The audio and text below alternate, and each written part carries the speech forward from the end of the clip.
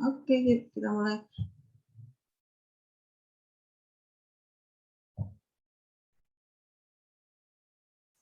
Nah, hari ini kita membahas tentang sistem basis data terdistribusi.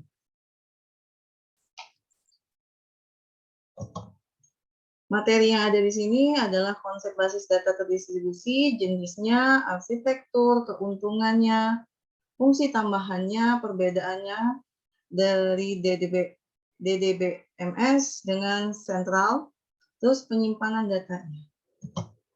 Nah, konsep basis data terdistribusi. Sistem komputasi terdistribusi adalah sejumlah elemen proses yang terkoneksi melalui jaringan komputer dan saling bekerja sama dalam melakukan suatu tugas. Nah, itu sistem komputasi terdistribusi. Kalau basis data terdistribusi adalah kumpulan basis data yang saling berhubungan secara logika dan tersebar pada sebuah jaringan komputer. Kalau sistem manajemen basis data adalah sebuah sistem software yang mengolah basis data terdistribusi. Jadi sistem basis data terdistribusi ini adalah suatu basis data yang berada di bawah DBMS terpusat dengan piranti penyimpanan yang terpisah-pisah antara satu dengan yang lain. Pada dasarnya, sistem basis data terdistribusi ini adalah bagian dari sistem komputasi terdistribusi. Tujuannya apa? Menyediakan akses yang mudah ke data untuk pengguna di banyak lokasi yang terpencil. Dan juga untuk kemampuannya untuk mengukur database lokal dan mengoperasikannya secara tersendiri.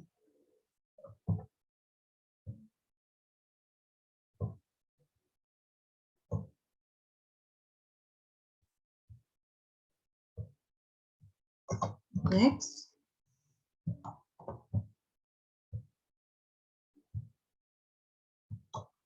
Nah, pada sistem basis data ini disimpan tersebar di beberapa tempat. Namanya terdistribusi ya, jadi dia tersebar. Setiap tempat penyimpanan dikelola oleh suatu DBMS yang mandiri.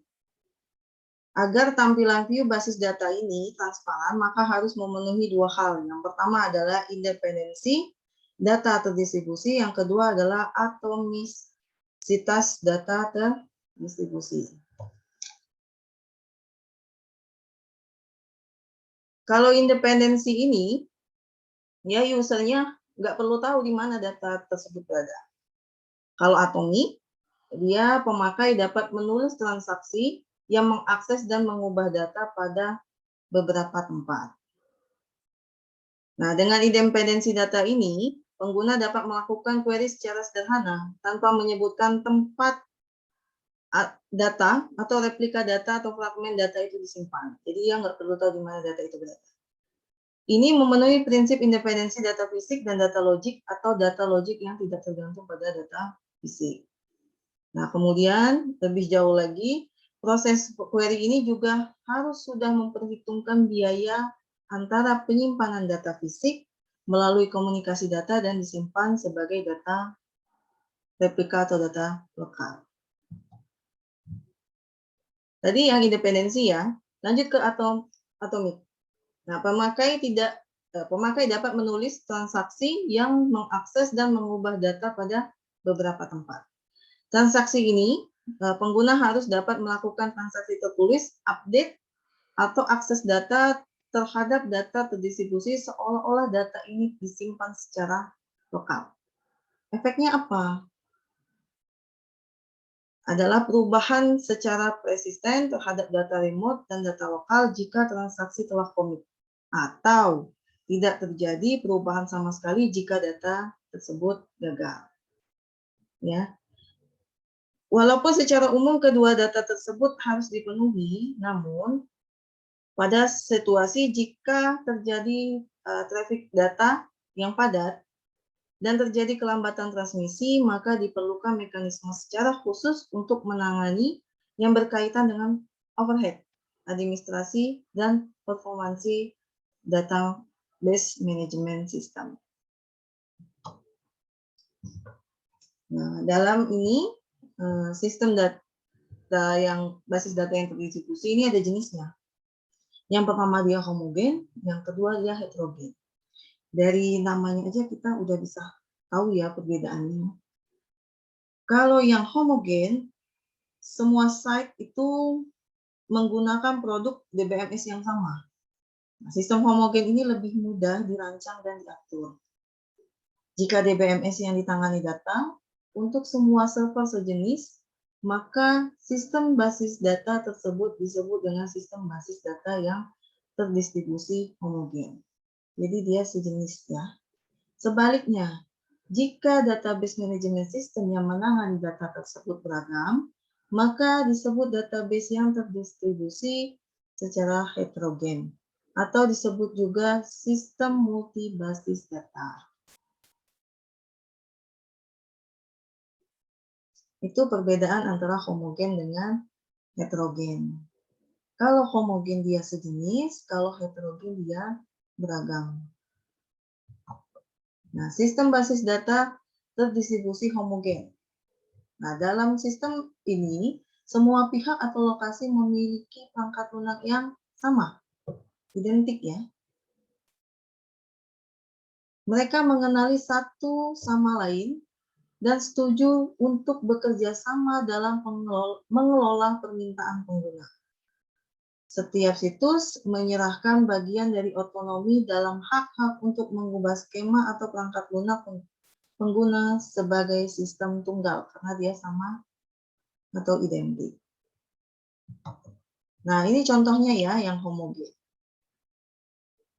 Sebuah sistem terdistribusi menghubungkan 3 basis data, ada headquarters, ada manufacturing, dan terakhir ada sales. Ini penjualan sales ya. Di sini ada headquarternya, terus manufacturingnya sini, ada salesnya, penjualannya di sini. Sebuah aplikasi secara bersama dapat mengakses dan memodifikasi data dalam beberapa basis data dalam lingkungan distribusi tunggal. Jadi 3 ini menghubungkan 3 basis data sistem ini. Ya. Dan secara bersama dapat mengakses dan memodifikasi data dalam beberapa basis data dalam lingkungan distribusi yang tunggal. Tadi yang homogen. Ini masuk ke sistem basis data terdistribusi yang heterogen. Nah, dalam ini, sistem basis data ini, setidaknya salah satu basis data menggunakan skema atau perangkat lunak yang berbeda. Paling enggak dia punya satu yang beda. Kalau tadi kan semua identik dan semua sama. Kalau yang heterogen, paling enggak dalam beberapa sistem basis data dia punya satu yang beda. Minimal ya. Sebuah sistem basis data yang memiliki skema yang berbeda dapat menyebabkan masalah besar bagi pemrosesan query. Sebuah sistem basis data yang memiliki perangkat lunak yang berbeda dapat menyebabkan masalah juga bagi proses transaksi.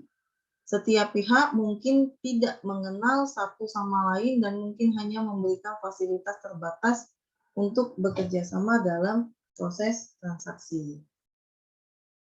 Karena dia ada perbedaan tadi ya.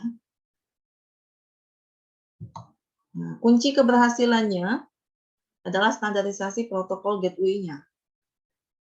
Protokol gateway adalah API ya, Application Programming Interface, yang memungkinkan database manajemen sistem ini berfungsi untuk aplikasi eksternal.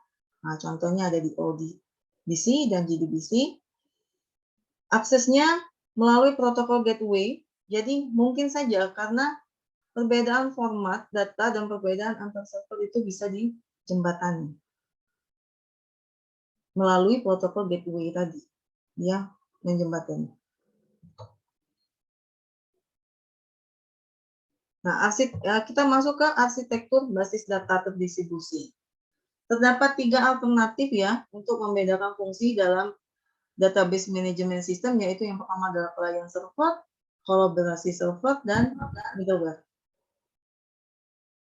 Sistem client server dulu.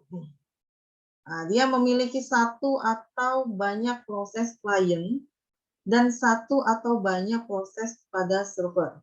Jadi klien ini berurusan dengan interface dengan user, dan server mengelola data dan eksekusi transaksi.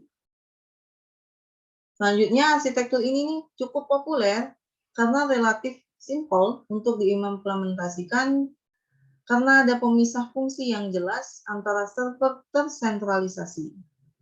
Tapi biayanya, cost-nya cukup tinggi. Nah, selain itu juga pengguna lebih nyaman menggunakan antarmuka grafis pada klien. Untuk dapat memperlancar layanan server dan mengurangi overhead komunikasi, maka diperlukan caching pada server. Ya, cost-nya agak tinggi. Nah, ini ya, client server model, jadi server, client, lihat sini ya. Ini model client server. Yang kedua adalah sistem kolaborasi server. Pada sistem client server, ini enggak memungkinkan untuk satu query pada klien dijalankan oleh multiple server. Karena adanya mekanisme kolaborasi antar server. Nah, pada sistem ini, query dikomposisi menjadi subquery dan disebar ke server yang berbeda tergantung dan sesuai pada fungsinya masing-masing. Idealnya, dekomposisi ini harus mengaitkan biaya komunikasi, jaringan, dan biaya pengolahan lokal. Ya, saya admit aja dulu.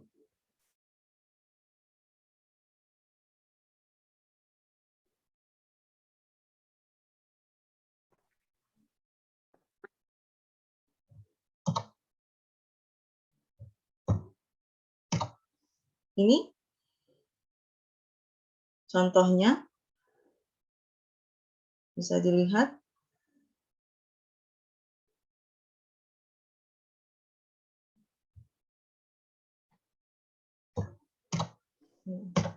Nah, arsitektur yang ketiga adalah middleware.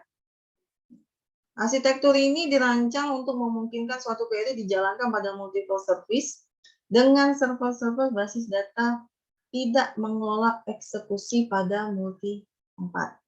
Jadi berbeda dengan yang sebelumnya. Untuk mengkoordinasi subquery dan eksekusi join dilakukan oleh perangkat lunak tersendiri yang disebut middleware. Jadi dia punya perangkat lunak tersendiri untuk mengeksekusi dan koordinasi subquery. Ini yang middleware.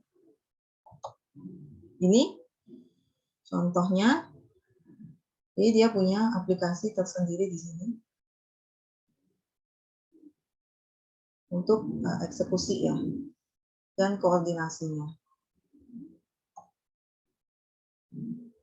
Nah, kalau kita menggunakan basis data terdistribusi ini, jadi udah Ibu jelaskan sebelumnya tentang tujuannya apa. Nah, di sini kita lihat keuntungannya apa sih kalau orang pakai basis data terdistribusi ini. Keuntungan dan kelebihannya yang pertama adalah manajemen data terdistribusi dengan tingkat transparansi yang berbeda. Yang kedua adalah keandalan dan ketersediaan. Yang ketiga, peningkatan performa. Yang keempat, ekspansi lebih mudah. Banyak sebenarnya keuntungan dan kelebihan yang lain. Antara lain itu tidak tergantung server basis data terpusat, karena dia terdistribusi ya. Terus akses informasi menjadi lebih cepat, karena dia tersebar. Ketika terjadi lalu lintas yang padat.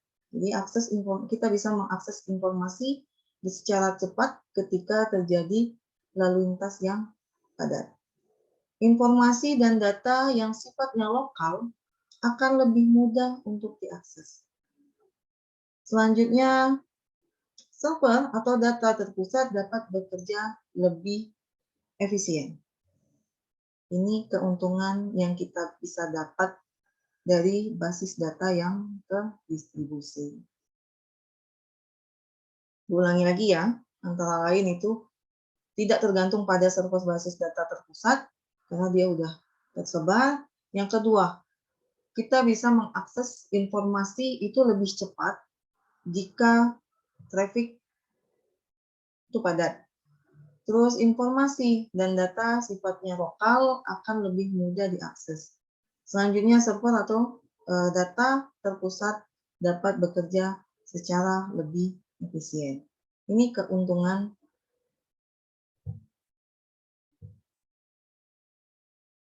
basis data terdistribusi. Selanjutnya, nah ini distribusi dan replikasi antara database terdistribusi ya.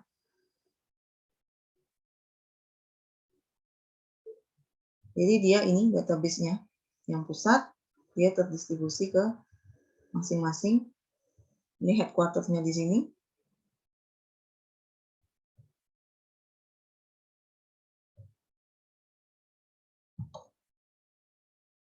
Tadi kan ada kelebihan ya, keuntungan. Kekurangannya apa? Biasanya kalau basis data terdistribusi ini, implementasinya biayanya tinggi. Biaya implementasinya tinggi, terus biaya operasionalnya juga tinggi. Dan juga hanya dapat digunakan pada perusahaan yang sangat besar dan memiliki kebutuhan data yang tinggi. Contohnya itu misal di perbankan. Jadi setiap cabang bisa mengakses database pusat ya. Itu kerugiannya. Nah, di sini ada fungsi tambahan dari basis data terdistribusi. Yang pertama, keep track of data. Yang kedua, proses query yang terdistribusi. Yang ketiga, manajemen transaksi yang terdistribusi.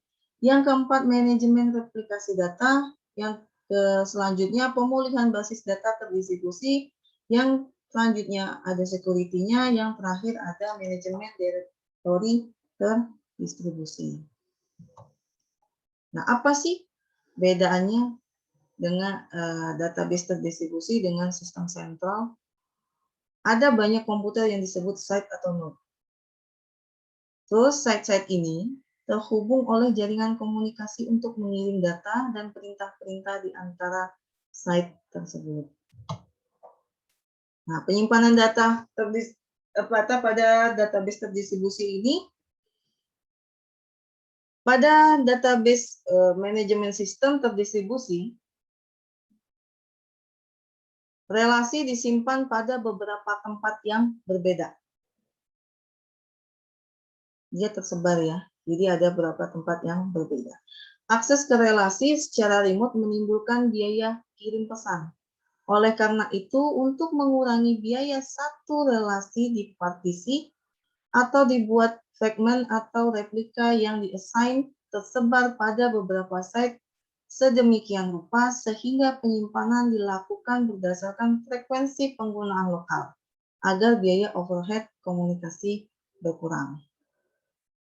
Ini karena cost-nya tinggi ya ini. Informasi yang berhubungan dengan fragmentasi, alokasi, dan replikasi data disimpan pada sebuah global directory yang diakses oleh aplikasi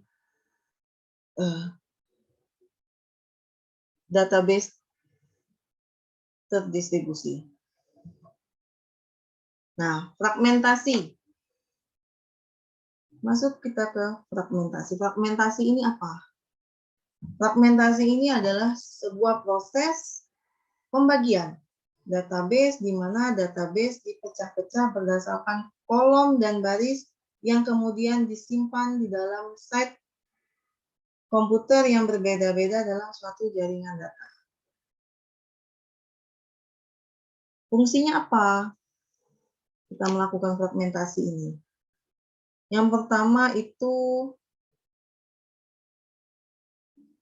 menekan jumlah redundancy atau pengulangan data sehingga lebih optimal. Yang kedua, perubahan data. penyisipan, penghapusan, perubahan, gitu kan, terjadi pada data tertentu. Yang ketiga, struktur data mudah dipahami atau dikembangkan. Yang keempat, mencegah keanehan pada proses penyisipan, penghapusan, dan perubahan. Yang terakhir ada pengelompokan data. Nah, data yang udah kita pecah-pecah tadi, ini kan kita pecah nih datanya. Data yang udah kita pecah tadi masih bisa dimungkinkan untuk digabungkan kembali dengan maksud untuk kelengkapan data. Nah, fragmentasi dari data dalam bentuk fragmen data yang disimpan pada tempat yang berbeda ada dua kemungkinan. Yang pertama adalah horizontal, yang kedua secara vertikal. Fragmen vertikal terdiri dari fragmen atribut kolom untuk semua rekod, sedangkan fragmen horizontal terdiri dari fragmen rekod baris untuk semua atribut. Ini kebalikan ya. Terdiri dari fragmen kolom untuk semua rekod, kalau fragmen horizontal, fragmen rekod untuk semua atribut atau kolom. Nah, fragmen horizontal tergantung pada frekuensi akses besar data pada suatu atribut dengan nilai tertentu, sedangkan fragmen vertikal dibuat berdasarkan jenis atribut tertentu. Kita lihat. Nah, ini. Kalau kita pisah, ini vertikal, ini horizontal. Ini kita pecah. Nah, kita pecah T1 sampai T3, bisa lanjut ke bawahnya juga. Itu kita pecah dua ini ya. Horizontal, ini vertikal dipecah. Nah, data yang sudah kita pecah tadi, ini masih bisa digabungkan lagi untuk kelengkapan data. Nah, mengapa menggunakan fragmentasi? Tadi jelaskan tadi ya. Tujuannya, penggunaannya dalam aplikasi umum menggunakan views sehingga tepat untuk bekerja dengan himpunan. Efisiensi, data disimpan dekat dengan tempat yang paling sering digunakan. Paralelisme, transaksi dapat dibagi menjadi beberapa subquery untuk meningkatkan tingkat konkurensi. Security, data lebih aman, hanya disimpan ketika dibutuhkan saja. Itu keuntungannya. Kerugiannya, kinerja mungkin lebih lambat. Yang kedua, integritas menjadi lebih sulit. Nah, penyimpanan data pada database terdistribusi, ini yang pertama ada replikasi. Replika, dari namanya aja udah tahu ya. Replikasi adalah suatu teknik untuk melakukan copy dan pendistribusian data dan objek database dari satu database ke database lain dan melaksanakan sinkronisasi antar database sehingga konsistensi data dapat terjamin. Replikasi ini kita butuhkan kenapa? Karena data yang masuk ke dalam basis data master tidak secara otomatis dikopikan ke dalam basis data yang lokal. Sehingga diperlukan sebagai rule untuk mensinkronisasikan setiap perubahan data yang terjadi pada basis data master ke basis data lokal. Replikasi ini mensinkronisasikan data dari basis data master ke basis data lokal. Nah, replika adalah hasil replikasi suatu relasi data atau fragmen relasi yang disimpan pada lebih dari satu tempat. Jumlah replika fragmen relasi tidak harus sama untuk satu relasi. Contohnya, jika relasi R dijadikan 3 fragmen, R1, R2, R3, mungkin R1 dibuat replikanya tetapi R2 dibuat replika di satu tempat lain. Dan R3 dibuat replika di semua tempat. Jadi dia nggak harus sama untuk satu relasi. Tujuannya adalah ada dua motivasi, yaitu meningkatkan availabilitas data dan mempercepat evaluasi query jika ada replika fragmen atau satu relasi pada tempat lokal. Ini replikasi. Tujuannya lagi untuk apa? Berguna untuk meningkatkan ketersediaan data. Kasus yang paling ekstrim, replikasi keseluruhan basis data pada setiap site dalam sistem terdistribusi.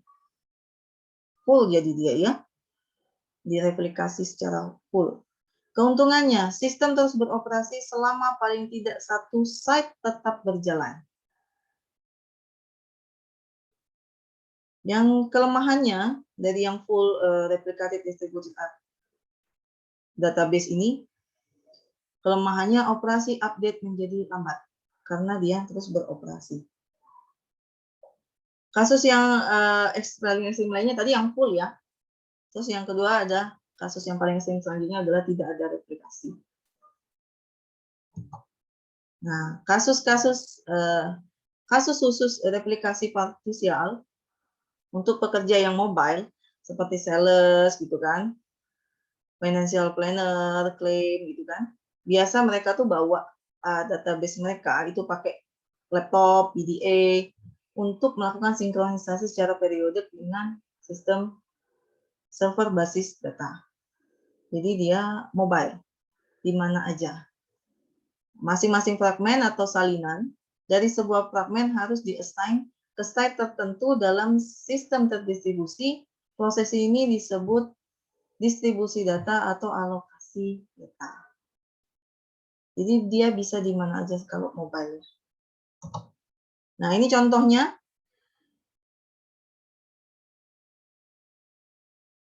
Untuk fragmentasi, alokasi, dan replikasi data.